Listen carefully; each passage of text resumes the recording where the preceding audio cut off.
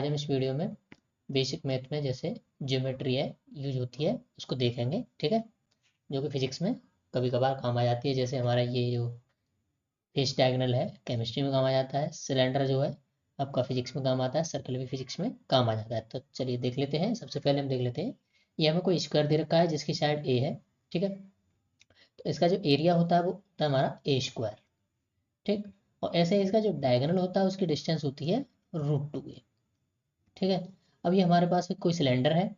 अगर इसका curved surface की बात करें, कौन से सरफेस की बात करें, कर्व्ड सरफेस की बात करें, तो ये होता है आपका 2πr/h, ठीक है। अगर इसका रेडियस r हो और हाइट h हो तो इसका कर्व्ड सरफेस का एरिया कितना हो जाएगा 2πr/h।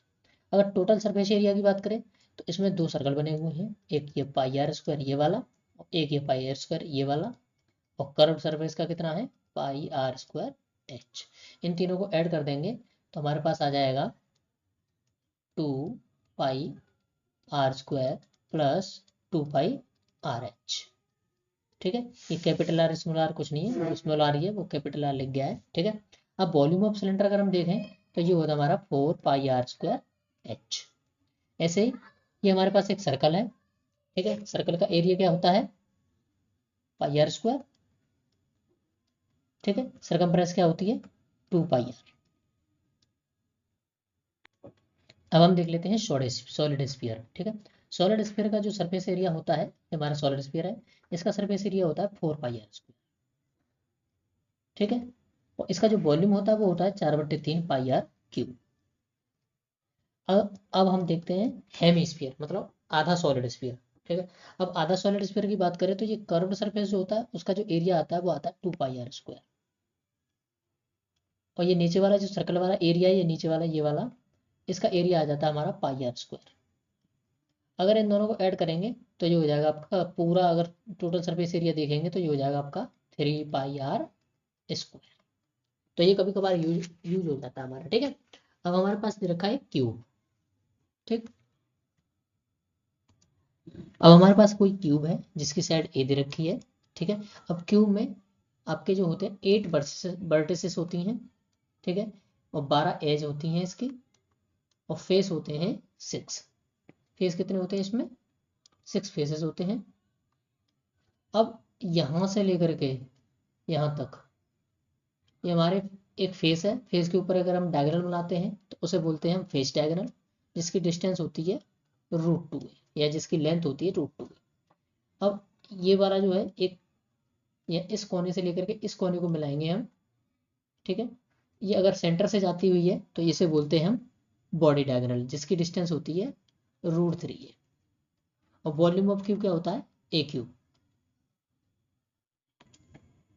अब हम देख लेते हैं, नीट में कभी कभार हमें कन्वर्जन करने की जरूरत पड़ जाती है। जैसे 1 किलो दे रखा हो, 1 हेक्टो दे रखा हो, डेगा दे रखा हो, डेसी दे रखा हो, सेंटी दे रखा हो, मिली दे रखा हो, तो इसको किस तरीके से चेंज करेंगे। तो 1 किलो को अगर जैसे किलोग्राम दे रखा हो, किलोमीटर दे रखा हो, तो इसको अगर आपको चेंज करना है तो 10⁻³ का मल्टीप्लाई कर दीजिए।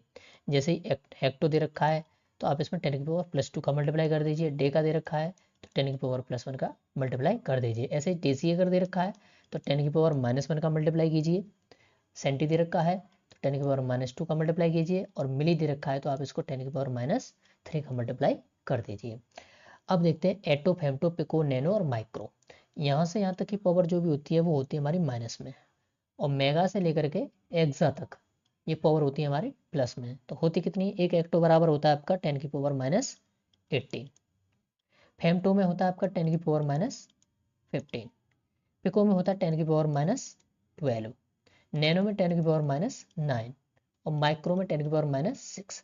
अब देख रहे हो डिक्रीज कितने का हो रहा है, 3 का हो रहा है यहाँ पर, ठीक है। तो आप इसको याद रख सकते हो, ठीक है।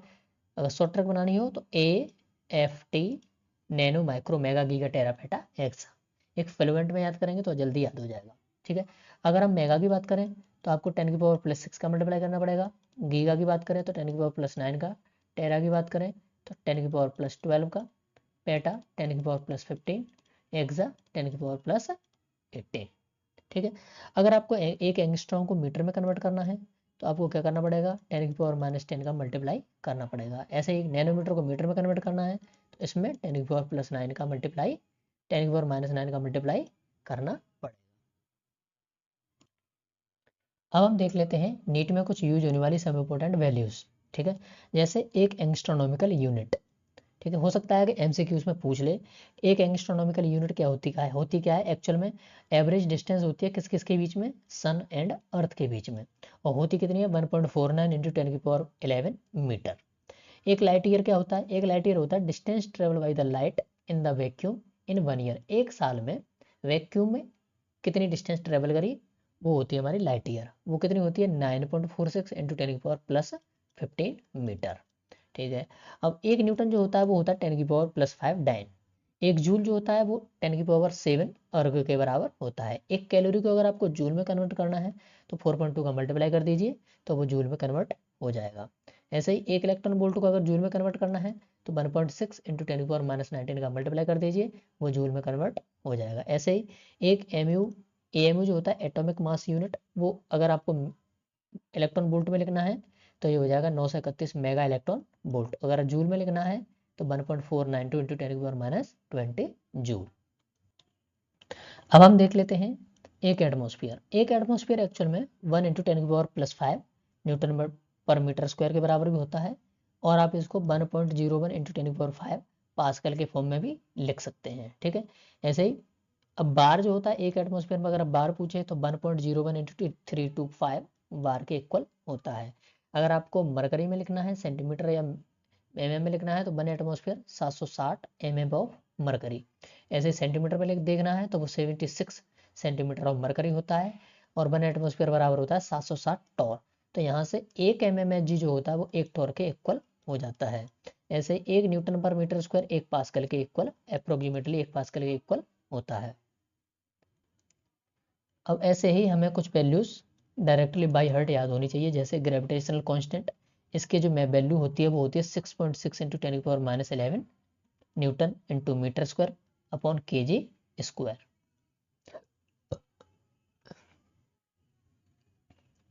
अब यहाँ से मास ऑफ अर्थ जो होता है वो होता है 6 इंटू 10⁻24 केजी अप्रोक्सीमेटली। ठीक है, ऐसे ही रेडियस ऑफ अर्थ होती है, अगर किलोमीटर में देखा जाए तो वो आती है 6400 किलोमीटर। अगर मीटर में अगर आपको इसको कन्वर्ट करना है तो 6.4 इंटू 10⁻6 मीटर होती है। अब हम यहाँ से देखते हैं 1/4 पाई एप्सिलॉन नॉट की वैल्यू, ये होती है 9 इंटू 10⁹। अगर केवल हमें अगर एप्सिलॉन नॉट की वैल्यू फाइंड आउट करनी है, पता करनी है, तो ये हो जाती है आपकी, इसको बोलते क्या है, इसको बोलते हैं परमिटिविटी ऑफ फ्री स्पेस। इसकी वैल्यू आती है 8.85 इंटू 10⁻12। ऐसे एक होता है हमारे पास म्यू नॉट, जिसे हम बोलते हैं परमिएबिलिटी ऑफ फ्री स्पेस।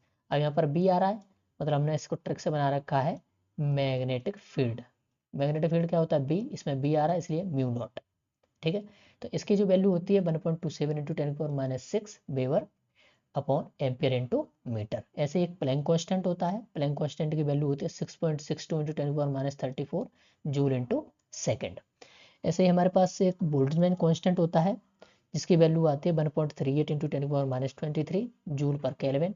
और एक होता है हमारे पास स्टीफन कांस्टेंट, और स्टीफन बोल्ट्जमैन कांस्टेंट जिसे हम सिग्मा से दिखाते हैं। ठीक है, इसकी वैल्यू आती है 5.67 into 10⁻8 weber upon metre square into kelvin की पावर 4।